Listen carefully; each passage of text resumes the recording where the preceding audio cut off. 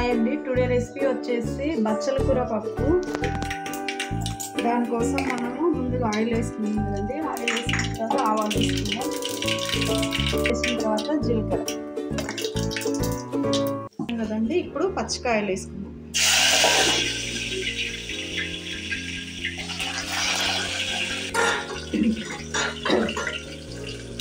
ఇప్పుడు వెల్లుల్లి ఇట్లా దంచుకున్నామండి. వెల్లుల్లిపాయలు ఇట్లా దంచుకుందాం. ఇప్పుడు ఒకసారి మిక్స్ చేసుకుంటాం.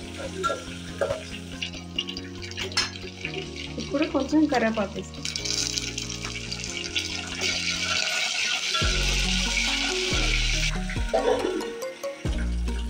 ఇప్పుడు కొంచెం పసుపు వేసుకున్నాం అండి. ఆల్రెడీ నేను పప్పు ఉడకబెట్టేటప్పుడు పసుపు వేసిన, అందుకే పప్పు వేస్తున్నాను.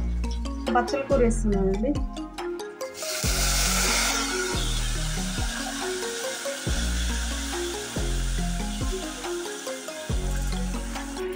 ఇప్పుడు బచ్చల కూర మగ్గింది కదండి. ఇప్పుడు టమాటా కూడా వేసుకున్నాం.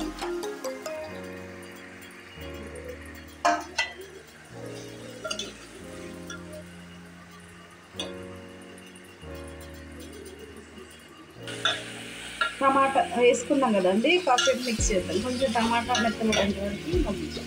ఒక 2 టమాటా కొంచెం మగ్గింది కదండి. ఇప్పుడు కొంచెం కారం వేసుకున్నాం.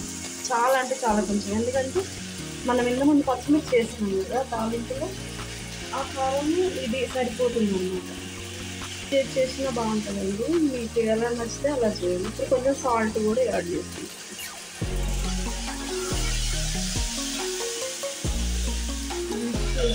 ఒక 2 నిమిషాలు మగ్గించిన తర్వాత పప్పు ఇందులో యాడ్ చేసుకుంటే మన తోటకూర టమాటా పప్పు ఇలా మగ్గింది కదండి. ఇప్పుడు మనము ఇంకా పప్పు యాడ్ చేసుకుంటాం. నేనైతే పెసరపప్పు వేసి చేస్తున్నానండి. మీకు ఏది పప్పు నచ్చితే ఆ పప్పు వేసుకోవచ్చు. కందిపప్పు చేసినా బాగుంటుంది, మసూర్ దాల్ అంటారు కదా దాంతో చేసినా బాగుంటుంది. నేనైతే ఈరోజు పెసరపప్పు వేసి చేస్తున్నాను.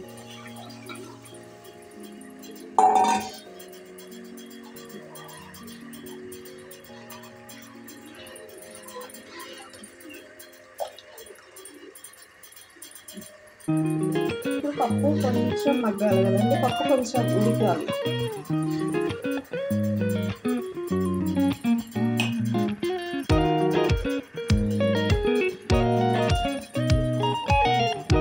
కొంచెం పప్పు మరుగుతుంది కదండి. ఇంకోసేపు ఇంకొక 2 పొంగులు వచ్చిన తర్వాత మరుగుతాం. ఇప్పుడు మరిగిస్తుంది కదండి. ఇప్పుడు కొంచెం కొత్తిమీర వేసేస్తుంది.